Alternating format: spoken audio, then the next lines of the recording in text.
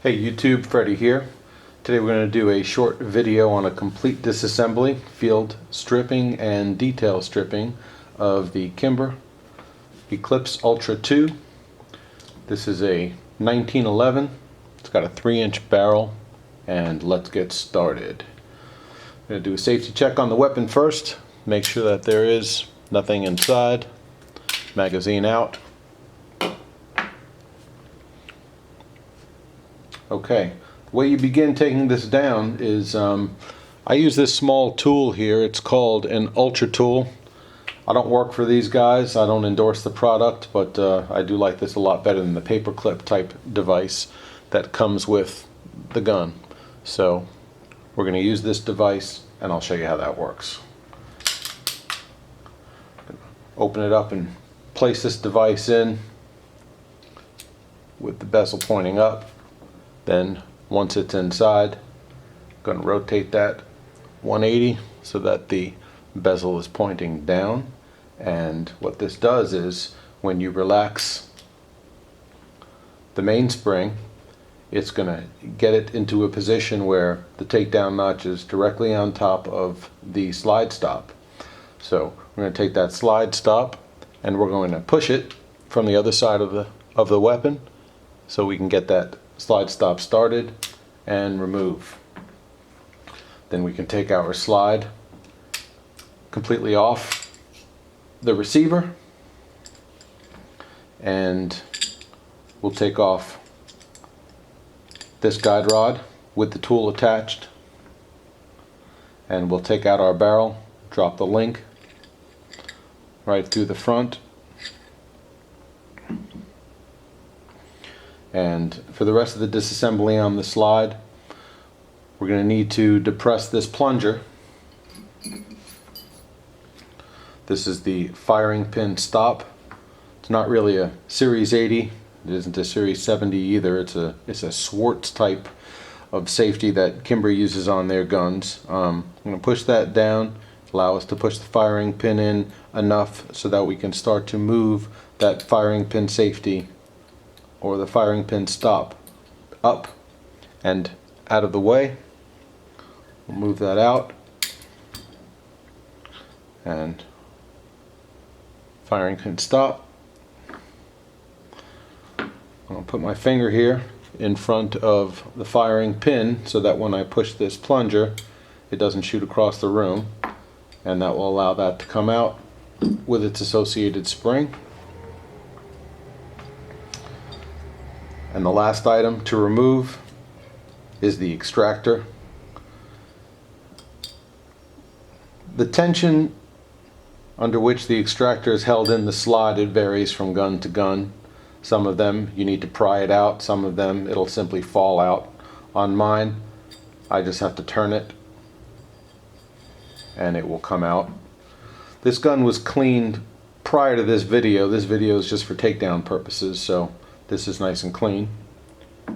That's the extractor, and that completes the disassembly of the slide. Got the extractor tunnel, the firing pin tunnel, and this plunger does not come out unless you remove the sight, which we're not going to do, and it's not necessary unless you're removing the sight. Okay, the receiver. What I've done to the receiver is I've already taken out the grip screws. We don't need to see that on video, so we'll save a little bit of time. And first thing you're going to do is you're going to remove this thumb safety. That's in the fire position, that's in the off position, the safe position. To remove that, you need to kind of have it between those two positions somewhat. You have to play with it a little bit. This is the pin that holds in the safety. So you're going to push on that pin on one side of the gun, and on the other side of the weapon you're going to rack this back and forth until it comes out. And that is the thumb safety. Once the thumb safety is out, we're going to take out the contents of the plunger tube. On many 1911s now, they have an intentional kink in that spring. That's done in the factory, and what that kink does is it prevents this from shooting out of the gun when you take the safety out. On some 1911s you can remove this beaver tail grip safety at this point. On this Kimber you cannot. So what we're going to have to do is we're going to have to take out the mainspring housing in order to do that. First thing you want to do though is you want to gently allow the hammer to come up. That's going to let that hammer strut come up inside, and it'll take some of the tension off of the spring inside that mainspring housing. What I do is I use, in lieu of an armorer's block, I just have a 2x4 here, and 2x4 that was roasted on the flame, so it's got some carbon deposit on it. But I'm going to put that on that block and simply knock this out. Get this to where you can see it. I'm going to put it on the block, and the pin here that holds in the mainspring housing, you'll notice it's got a concave side and it's got a convex side. You don't want to hit the convex side. Concave side is designed to be struck, and that's what we're going to do. So we'll get that into place. On my block there's a small recess hole, and you give it a tap or two.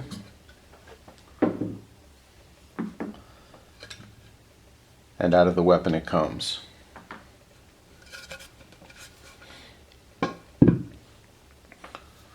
Now the mainspring housing is ready to be removed.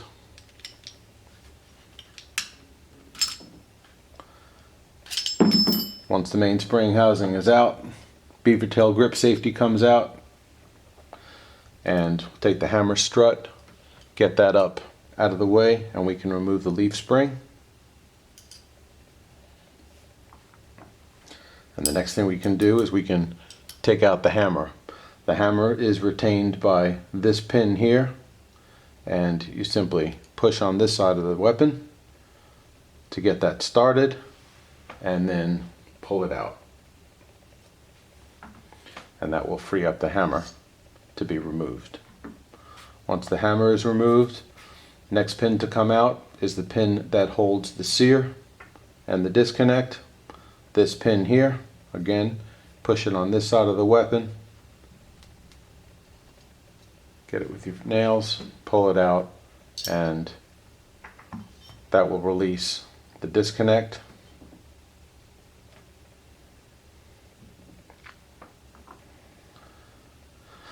And the sear. There is one more small part that is unique to that Swartz type safety, and this is a small lever that engages this small part that comes up and presses on the firing pin safety. And simply knock that out as so. And that's that part.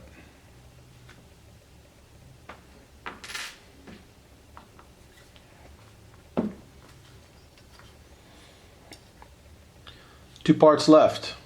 You have the magazine stop and the trigger, which is held in place by the magazine stop. Now, on most firearms, I find at least, this magazine stop there's a screw here. Don't be fooled into thinking that that's a typical screw, because it's not. This is only a small dog, a retaining dog, that holds this in place.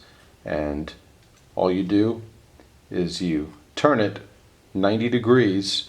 If you go to turn it at first, it's not going to turn. You're going to have to push in on the magazine stop from the other side of the weapon. How much you push, it's not very much, but it's not all the way.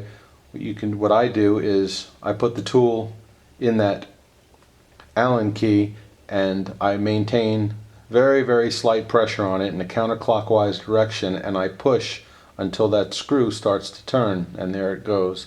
It turns 90 degrees, and at the end of its travel, that magazine catch will simply come out. And hopefully you can see that well enough. This is simply show you these parts if we can get the resolution here. This comes in 3 parts here. This is the dog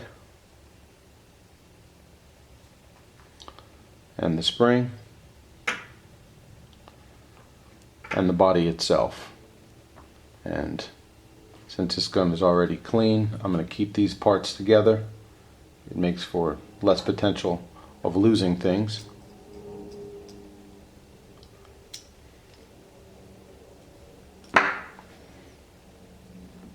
And there you have it. This is, for all intents and purposes, completely disassembled at this point. Grip bushing, plunger tube, and the ejector are the only 3 parts that are removable, but they're typically not removed unless they're going to be replaced. These are staked in, as is the plunger tube. The grip bushings are staked in, the plunger tube is staked in, and this is held in place by a 1/16 roll pin, which is inside the frame. Okay, if you found that helpful, you can give me a comment, you can subscribe to my channel, and we'll have another video out soon for a complete reassembly of this firearm. Thank you.